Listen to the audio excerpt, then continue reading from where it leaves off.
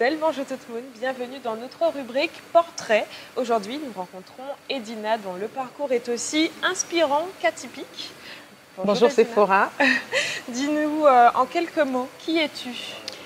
Eh bien, je m'appelle Edina Ndebani, j'ai 36 ans, je suis directrice d'une agence de communication de relations presse et je suis amoureuse de mon île. D'accord. Et dis-moi, qu'est-ce qui t'a fait venir en fait en Martinique? Alors j'ai un parcours qui est un petit peu atypique. La plupart du temps, les Martiniquais quittent leur île pour aller ailleurs. Moi, j'ai fait complètement l'inverse. Je suis née au Congo où j'ai vécu pendant 2 ans. J'ai ensuite vécu pendant 15 ans en France hexagonale. Oui. Et puis à 17 ans, je suis venue en vacances en Martinique. Et il s'est passé quelque chose d'absolument phénoménal et d'absolument viscéral.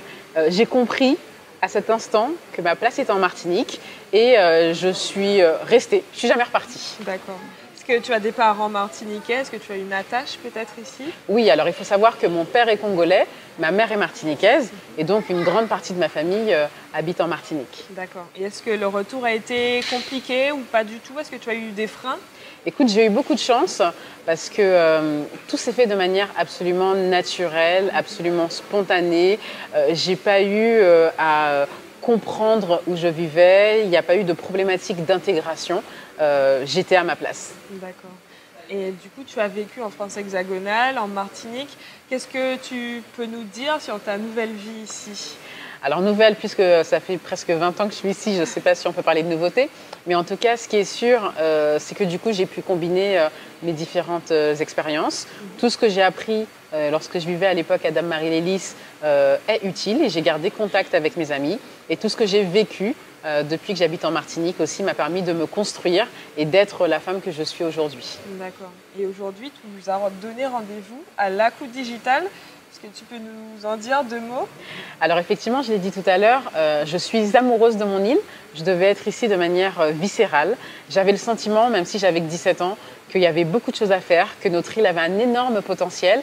Je n'avais pas vraiment conscience de tout ce qu'on pouvait mettre en place, mais je me suis toujours dit qu'il fallait que j'apporte ma toute petite pierre à l'édifice. Et si on est ici aujourd'hui à l'Acoup Digital, c'est parce qu'en fait, on est avec les candidats de la Bourse Paille.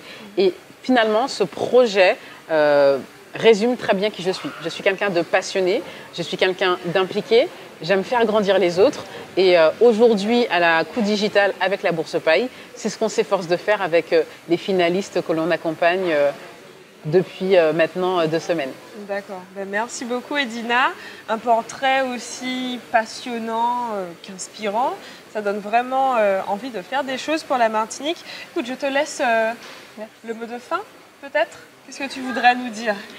Écoutez, moi, il y a une phrase qui m'a toujours marquée lorsque j'étais à l'école et que j'étais en cours de latin. C'est ab imo pectore.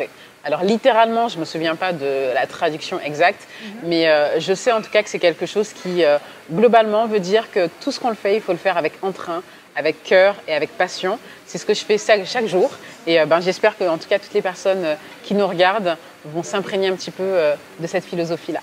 Wow, c'est magnifique. En tout cas, rendez-vous sur martinique.airlocal.com pour toujours plus de contenu. Surtout pour visionner les prochains portraits. Bisous, bisous. Bye bye.